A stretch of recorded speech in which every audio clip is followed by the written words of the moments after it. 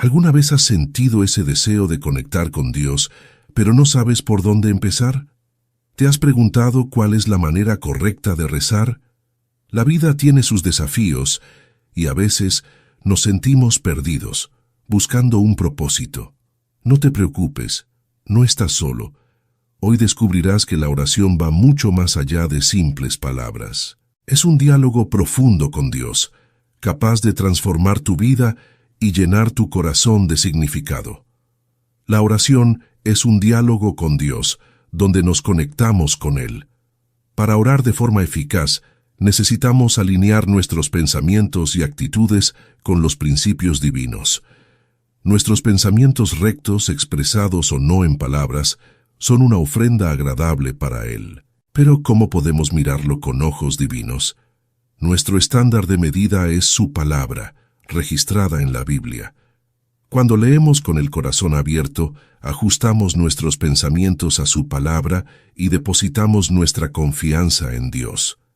Él responde a la oración según su voluntad. Jesús nos dio la forma de pedir, resumida en la palabra más importante, el Padre Nuestro. Nos enseña a implantar en el corazón el deseo de que el reino de Dios venga a nuestras vidas y al mundo. Dios satisface todas nuestras necesidades diarias, nos libra del mal y no nos deja caer en tentación. Perdona nuestros pecados y nos libra del mal. Jesús oró lo que conocemos como la oración del Señor, respondiendo a la petición de los discípulos que querían aprender a orar. Los puntos que Jesús abordó son significativos como modelo para nuestros propios pensamientos, en relación con Dios. Desde el principio, Jesús enseñó con claridad los fundamentos de la actitud correcta que debemos tener hacia Dios. Padre nuestro que estás en los cielos. El Padre es aquel en quien podemos confiar a través de nuestros pensamientos rectos y del deseo más ardiente de nuestro corazón. Solo Él puede escuchar nuestra oración y responder. Dios espera que tengamos nuestros propios pensamientos. Veamos lo que la palabra dice sobre nuestro Padre que está en los cielos. En una ocasión, durante una cruzada evangelística en los Estados Unidos, recibí una carta de una mujer divorciada que mencionaba las dificultades de criar a sus hijos sin la presencia de un padre. Durante la lectura de la carta, algo importante vino a la mente. ¿Cuál es la participación paterna en la educación de los niños? Enseñando, Jesús se refirió a Dios como Padre, haciendo esto 17 veces solo en el Sermón del Monte. ¿Qué nos ordenó Jesús que llamáramos al Señor Padre? ¿Cómo se convirtió Dios en nuestro Padre? Al principio, Dios creó a Adán y Eva como sus hijos, los creó a su imagen y semejanza y sopló en ellos el aliento de vida o espíritu. Debido a su imagen divina y su espíritu, los pensamientos y el carácter de Adán y Eva eran exactamente iguales a los del Creador. Como un padre sabía lo que estaba pasando en la mente de su hijo, y el hijo sabía lo que estaba pasando en la mente de su padre, el Señor sabía lo que estaba pasando en las mentes de Adán y Eva, y ambos sabían lo que estaba pasando en su mente. Al referirse a sus hijos e hijas, Dios dijo, «A todos los que son llamados por mi nombre, los he creado para mi gloria». Cuando los niños se comportan bien, los padres reciben honor, pero cuando actúan vergonzosamente, los padres son deshonrados. El Señor quería que Adán y Eva, creados a su imagen y semejanza, en quienes sopló su espíritu, le dieran gloria y honor para siempre.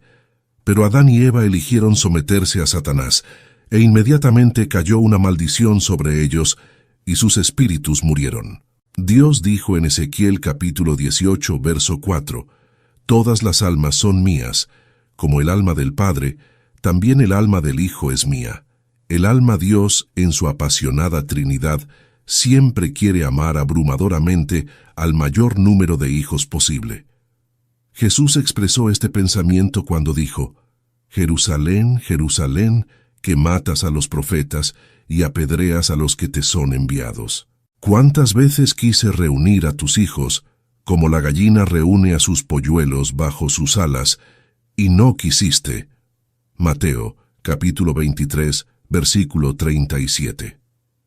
Este amor divino llevó a Dios a vestir a Adán y Eva con la piel de un animal que Él mató. El derramamiento de esta sangre prefiguraba la disposición del Señor para perdonar y cubrir los pecados y transgresiones de la humanidad, lo que llevó a su Santo Hijo a morir en la cruz. A lo largo de los 4000 años del Antiguo Testamento, Dios prometió y confirmó repetidamente que enviaría a Cristo. Desde la caída de Adán, ningún ser humano podría presentarse ante el Señor como justo. Ningún acto de justicia humana podría liberar a la humanidad del pecado. Sin embargo, debido al ardiente amor de Dios, Él quiso volver a hacernos sus hijos y ser nuestro Padre. Para esto, envió a su Hijo al mundo para morir como el Cordero eterno de la expiación. Dado que el espíritu de la humanidad estaba muerto debido a la caída, la humanidad no era más que polvo. Sin embargo, Jesús murió voluntariamente para cumplir el amor divino y comunicar la gracia predestinada de Dios. ¿Cuál era la voluntad divina que Jesús cumplió? Cuando Él murió, sus últimas palabras fueron: «Consumado es». Juan, capítulo 19, versículo 30. Jesús mismo respondió a la pregunta: «Porque esta es la voluntad de mi Padre, que todo aquel que ve al Hijo y cree en Él tenga vida eterna, y yo lo resucitaré en el último día». Juan capítulo 6, versículo 40. Entonces, ¿qué es la vida eterna? La vida eterna que Dios da es la vida que Adán y Eva recibieron del Creador antes de caer en pecado. En la noche antes de su juicio y muerte, Jesús dijo: «Y esta es la vida eterna, que te conozcan a ti, el único Dios verdadero, y a Jesucristo a quien has enviado». Juan capítulo 17, versículo 3. Cuando creemos en Jesús como el Mesías o nuestro Salvador, tenemos vida eterna. Tener vida eterna significa tener la vida del Padre a través del nuevo nacimiento del agua y del Espíritu. Llegamos a conocer a nuestro Dios, y nuestro espíritu es vivificado al recibir la vida eterna. Recibimos el espíritu de adopción por el cual llamamos a Dios Abba, Padre. Romanos capítulo 8, versículos 15 y 16. El Señor también nos ha sellado y nos ha dado el Espíritu como garantía en nuestros corazones. 2 Corintios capítulo 1, versículo 22. Con gran elocuencia, el apóstol Pablo escribió sobre la voluntad de Dios de hacernos sus hijos. Bendito sea Dios, Padre de nuestro Señor Jesucristo, que nos ha bendecido con toda bendición espiritual en los lugares celestiales en Cristo. En amor, nos predestinó para ser adoptados como sus hijos por medio de Jesucristo, según el beneplácito de su voluntad, para alabanza de la gloria de su gracia, con la cual nos ha bendecido gratuitamente en el amado. Efesios capítulo 1, versículos 3 a 6. Al creer en Jesús, nuestro espíritu es vivificado y nos convertimos en hijos de Dios.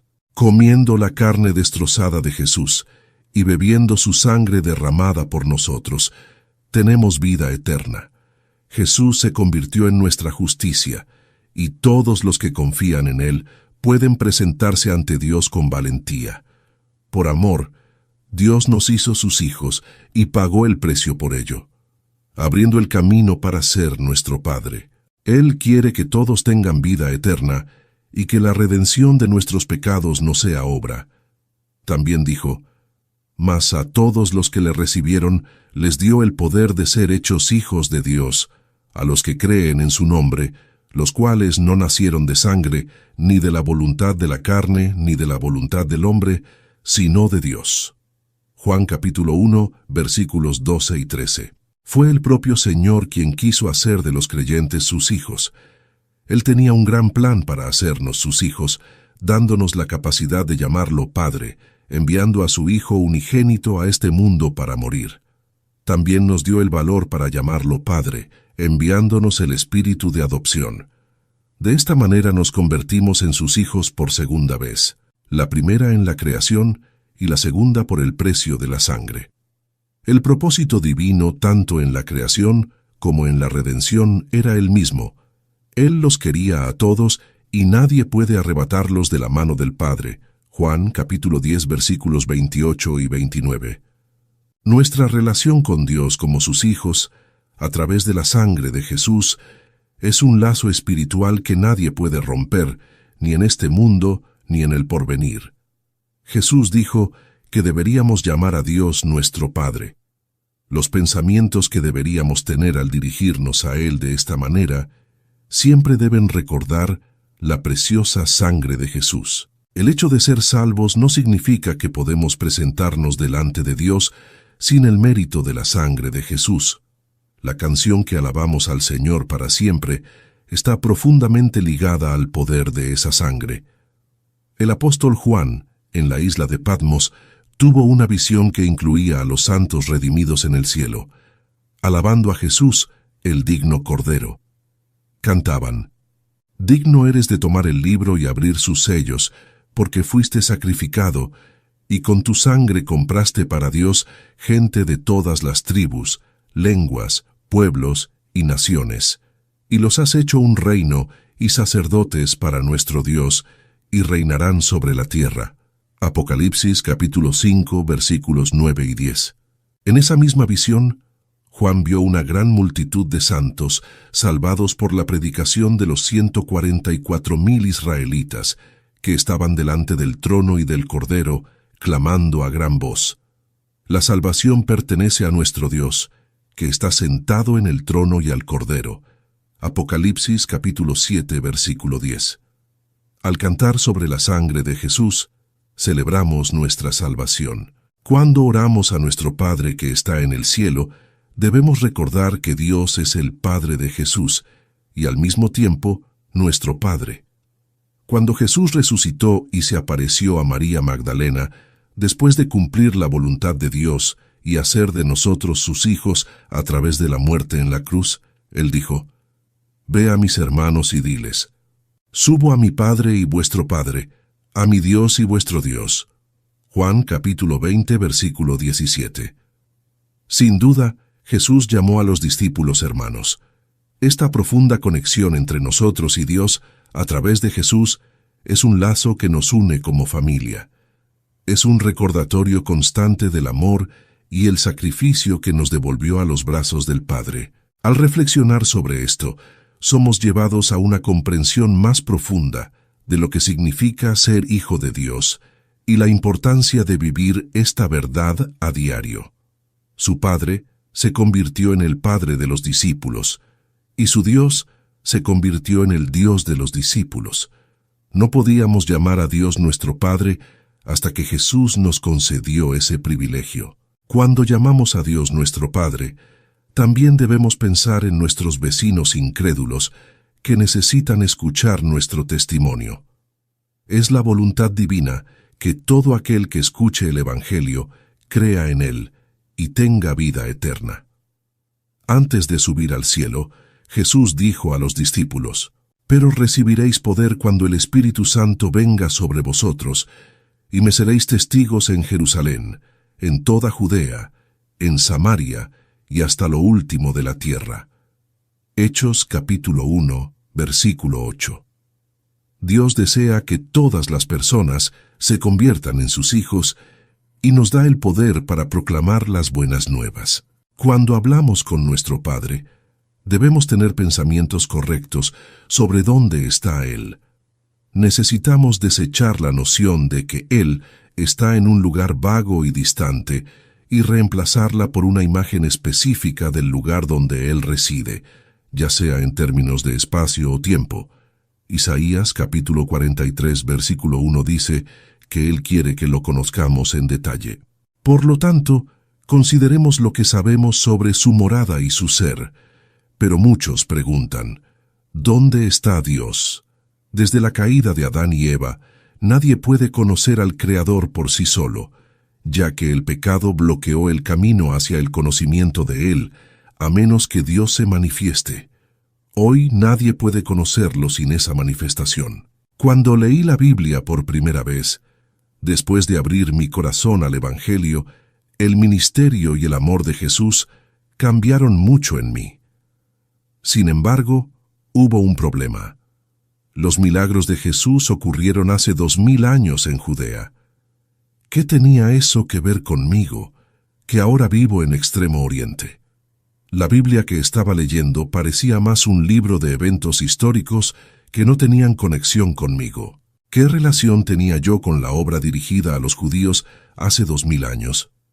Preguntas tras preguntas surgieron y me confundieron, pero seguí leyendo con el objetivo de encontrar una respuesta que disipara mis dudas. Incluso sostuve conversaciones imaginarias con grandes personajes que vieron a Dios, con la esperanza de obtener más discernimiento. Primero, busqué a Adán, el progenitor de la raza humana. Adán, ¿dónde encontraste a Dios? Adán respondió que lo encontraba en el jardín del Edén, donde siempre conversaba con él al atardecer. Pero, ¿no fuiste expulsado de allí? Nadie puede entrar allí ahora, ¿verdad? Adán solo agachó la cabeza, sin una respuesta satisfactoria. Luego fui a Abraham, el padre de los creyentes. Abraham, siempre anduviste con Dios. ¿Puedes decirme dónde está Él? Cada vez que quería conocerlo, levantaba un altar, ofrecía un sacrificio y esperaba. A veces se manifestaba inmediatamente, otras tardaba. Pero, ¿no sabes dónde está ahora?, pregunté, aún insatisfecho. Fui a Salomón. Rey Salomón, construiste el templo donde el Señor habitaría. Puedes, mi corazón temblaba. Comencé a leer los evangelios de Mateo, Marcos, Lucas y Juan. Entonces me arrodillé humildemente ante Jesús y le pedí saber dónde está Dios ahora. Con la ayuda del Espíritu Santo, leí el pasaje que respondía a esa pregunta. Jesús dijo: «Yo soy el camino, la verdad y la vida. Nadie llega al Padre sino por mí. Si me conocieran a mí, conocerían también a mi Padre. Desde ahora lo conocen y lo han visto». Felipe le dijo: «Señor, muéstranos al Padre». Jesús respondió: «¿Tanto tiempo he estado con ustedes y aún no me conocen? Quien me ve a mí ve al Padre. ¿Cómo entonces dices, muéstranos al Padre? ¿No crees que yo estoy en el Padre y el Padre en mí? Las palabras que les digo no son mías, sino del Padre que está en mí. Él hace las obras. Crean que yo estoy en el Padre y el Padre en mí. Si no, crean por las mismas obras». Juan capítulo 14, versículos 6 a 11. Al escuchar la voz de Jesús a través de ese pasaje, la luz de la verdad comenzó a brillar en mi corazón y las nubes de la duda empezaron a disiparse. Aunque aún no estaba completamente libre de dudas, pregunté de nuevo: «Señor Jesús, cuando estabas en este mundo, la gente conoció al Padre y vio sus obras a través de ti. Pero desde que fuiste crucificado, muerto, resucitado y ascendiste al cielo, ¿cómo podemos encontrar a Dios? ¿Dónde está Jesús ahora?».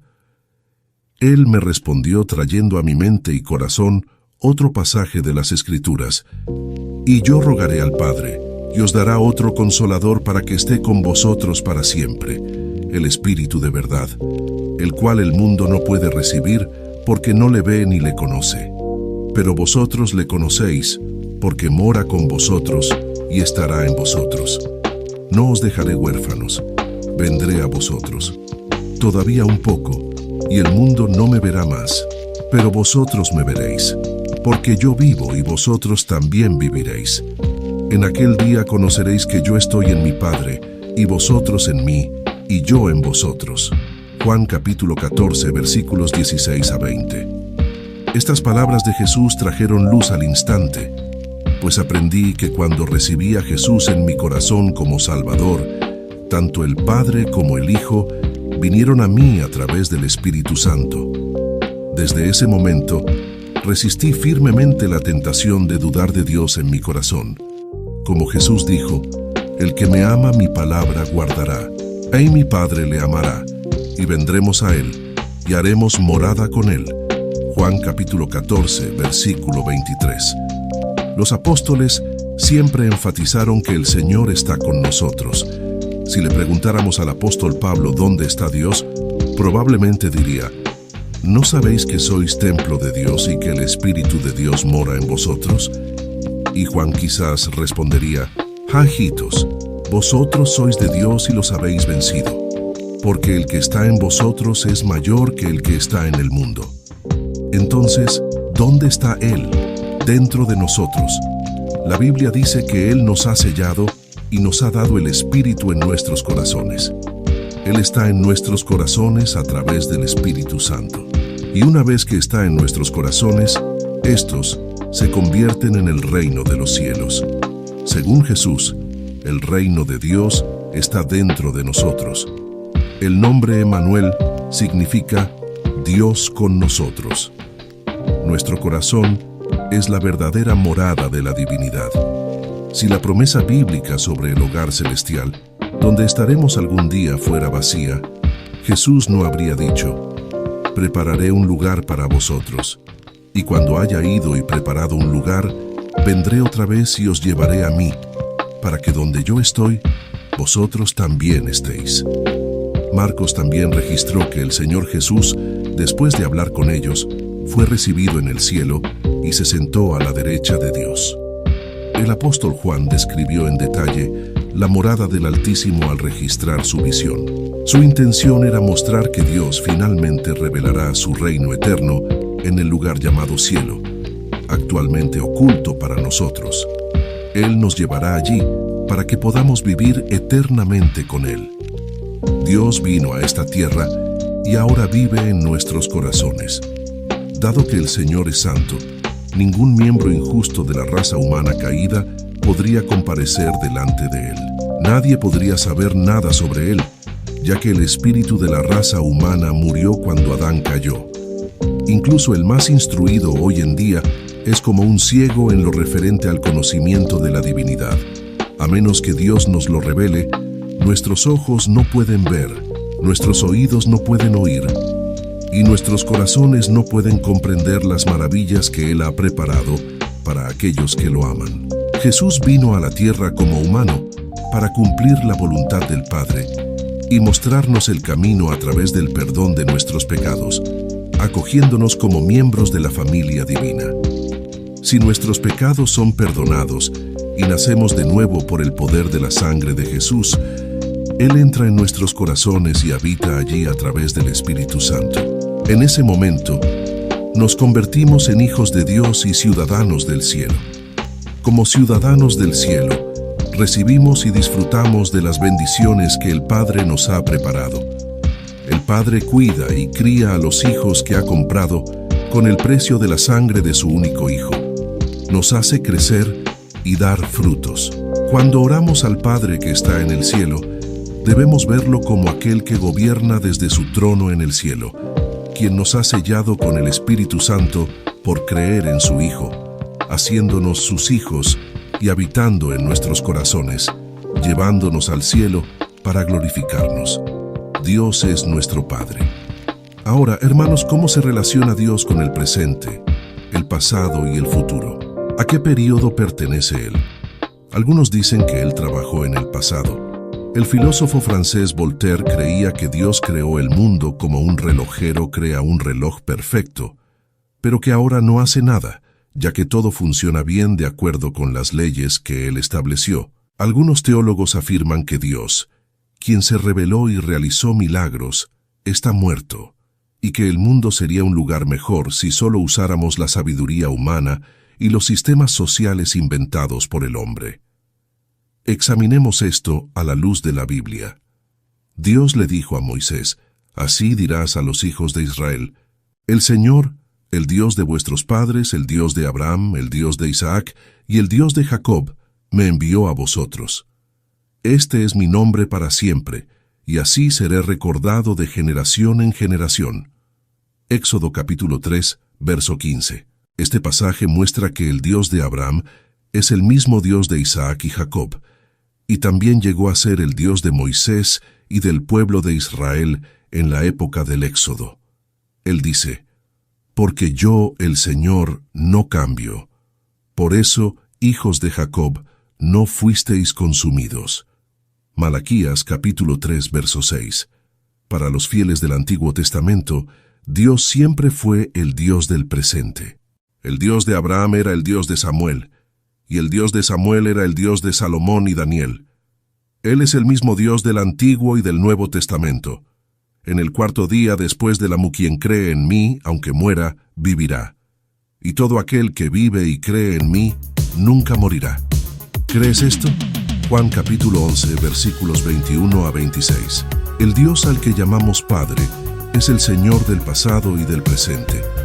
Él creó este mundo y lo sostiene con su poder, operando diariamente de acuerdo a su voluntad. Pero también es el Dios del futuro. Jesús, poco antes de ascender al cielo y sentarse a la derecha del Padre, dijo a sus discípulos: «He aquí yo estoy con vosotros todos los días, hasta el fin del mundo». Mateo capítulo 28, versículo 20.